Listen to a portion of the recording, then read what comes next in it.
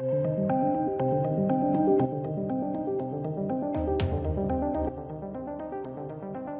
welcome to the channel, ladies and gentlemen. We've got a new Star Wars movie, and with it, we have a new round of confirmation that Disney and Lucasfilm have utterly no idea what they're doing.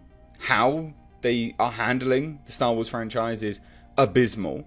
And they have all the necessary tools right there in front of them, but they refuse to use them. Kathleen Kennedy, you are just the worst. Just keep doubling down, and we'll keep making you lose money. Don't you worry about it.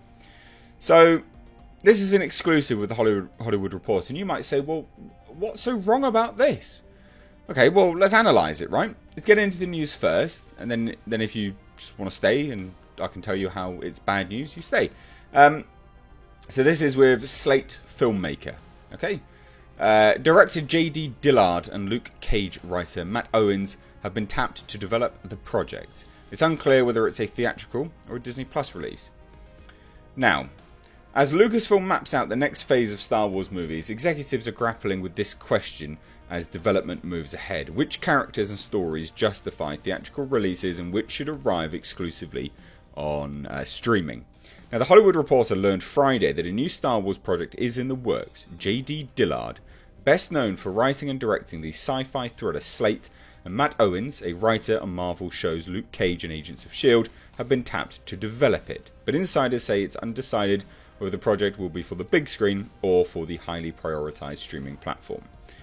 Now, who is J.D. Dillard? Because I bet you've not heard of him, have you? And you might think to yourself, oh, cool. Up-and-coming director, yeah? What's he directed?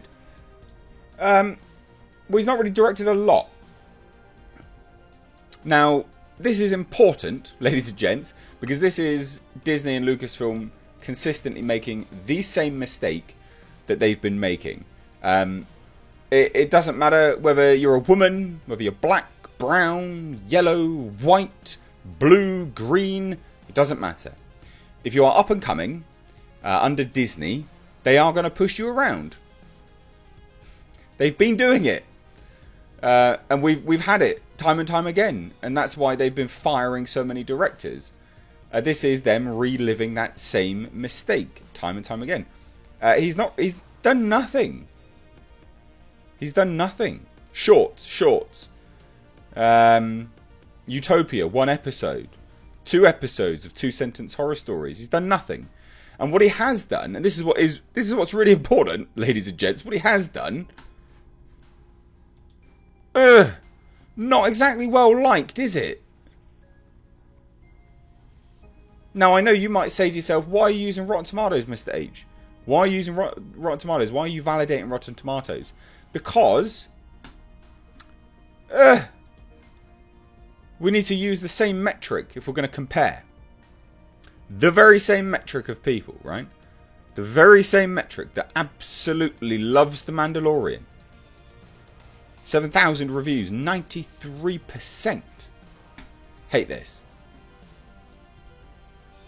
Nearly the same amount, like about 1,000 off. It's just under 6,000. The Mandalorian has just under 7,000 reviews. This has just under 6,000 reviews. And people don't like it. They don't like what he makes. Even critics don't like what he makes. Realistically. 77% is not good. And especially when only 44 people watched it. Not only that, and you might think to yourself, well, this is one of his first. It's one of his first. It was in 2017. It's one of his first. You'd be wrong. Because his latest, which was in 2019, Sweetheart, was absolutely panned by audiences. And again, I don't validate Rotten Tomatoes, but we're using it as the metric to compare. Because what we're talking about here is Disney and Lucasfilm consistently making the same mistakes time and time again. They have all the tools in front of them. They have all the tools in front of them to make something fantastic. The Mandalorian was a test, right? It was a test. They did not believe in it. They gave him the budget and they said, just go off, go on, go make it. Jon Favreau and what Jon Favreau and Dave Filoni made with The Mandalorian is so highly regarded by the same people that hate this. That hate this. But you're going to get this director to jump on board and direct a movie? Get Jon Favreau and Dave Filoni to direct your films. Kathleen Kennedy, you've got no idea what you're doing. Oh no, wait, you do. He's an up-and-comer. You can push him around. That's why. That's why. Fucking, it's just terrible. Now, plot details and character details and setting details are unknown. Basically, nothing is known. And they're being kept in the murky underworld of Exegol. It is unclear whether Dillard would direct should the project move forward, but Dillard Project is understood to be unrelated to a Star Wars pitch by Marvel Studios chief Kevin Feige, and potential work from Last Jedi director Rian Johnson. So it's a brand new thing.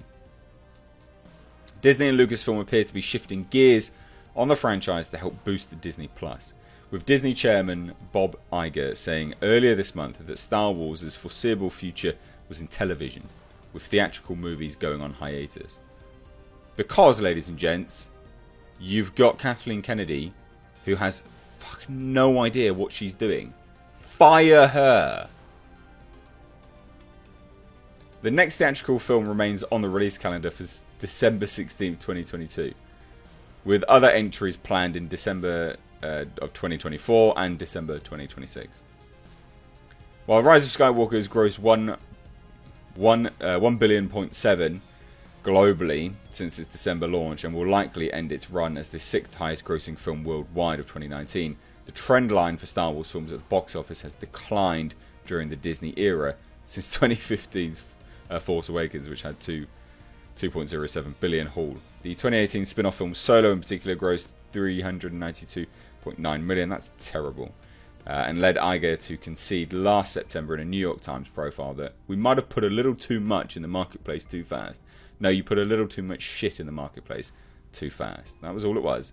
Meanwhile, since its November 12th launch, the Mandalorian series, created by Jon Favreau, has been credited with helping drive Disney Plus to 28.6 million subscribers. So why aren't you getting him to direct something? Why are you getting an unknown that is literally making things that no one likes? Like, this is the thing. No one likes what he's making. And I'm all for giving people a chance, but Jesus, give people a chance that deserve it. How does this guy deserve it? What's his resume? It's crap. His resume is bad. You know? It's not good. What has he even written? Nothing of note. Literally nothing of note. How do people keep failing up? How is Kathleen Kennedy? How does she have a job? She's literally just failing up. Next, she's going to be made the CEO of Disney or some shit. I don't know. I just don't understand it. I have no idea what's going on. Now, on February 4th, call with investors, Iger described the show as a bona fide hit and a cultural phenomenon, and said the studio has a few Star Wars series in varying stages of production and development, and they're not going to be as good as Jon Favreau's. Hate to tell you it. Iger added that the priority for Star Wars in the short term is going to be, I'll call it television for Disney Plus, and then we'll have more to say about development of theatricals soon after that. Disney Plus Star Wars spin-offs are now being targeted, even as several other shows are in the works, including one centering on Obi-Wan Kenobi and another on Rogue One, Cassian Andor. And on Friday, the first episode of the 7th season of the revived animated series Star Wars: The Clone Wars landed on the streaming platform. Owens is currently co-writing One Piece, an ambitious live-action adaptation of the manga for Netflix, and he's rep by CAA and the Circle of Confusion. Dillard made waves in 2016's Slate. Oh, such big waves. Fuck off. This is what I mean. This is the media literally... Guys. Mainstream media, if you'd read this, you'd go, oh, wow, he's made Slate. Oh, he made Waves. Oh, wow. A genre thriller that was well received. Wow. Oh, okay. Cool.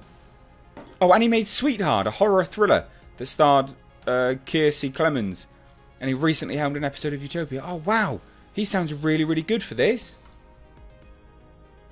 Does he? Does he? Fuck me. This is... You need to do some research behind these articles. Take a look at these people. He's not the right man for it. He's not the right man for it. Oh, look, lo and behold, Dillard already has some Star Wars experiences. He worked in a production capacity on 2015's The Force Awakens. And he played a stormtrooper in The Rise of Skywalker. So he's in there with Disney. That's why. He's in with Disney and Lucasfilm. That's why he's been offered this. That's solely why. Terrible stuff. You've got all the tools in front of you, mate. Kathy. KK. KK. You've got it all in front of you, my dear. Mandalorian. Jon Favreau. Filoni. Tap 'em. Let's do it. Grease up your fingers and slide them on into that big old fat purse of Disney. Let's get that money out and pay their checks. Because they are literally keeping Star Wars alive for you. If it wasn't for them... Can you imagine, right? If The Mandalorian sucked. Think about that. If The Mandalorian was shit. And The Rise of Skywalker was as bad as it is, right? Those two things combined. Can you imagine the state of Disney and Star Wars would be in right now? It'd be done. It'd be completely done. Jon Favreau and Dave Filoni are keeping Star Wars alive. Kathleen Kennedy, Bob Iger, you need to wise up. You need to open your goddamn eyes. Anyway, hit subscribe if you're new here. I've been Mr. H. Take care.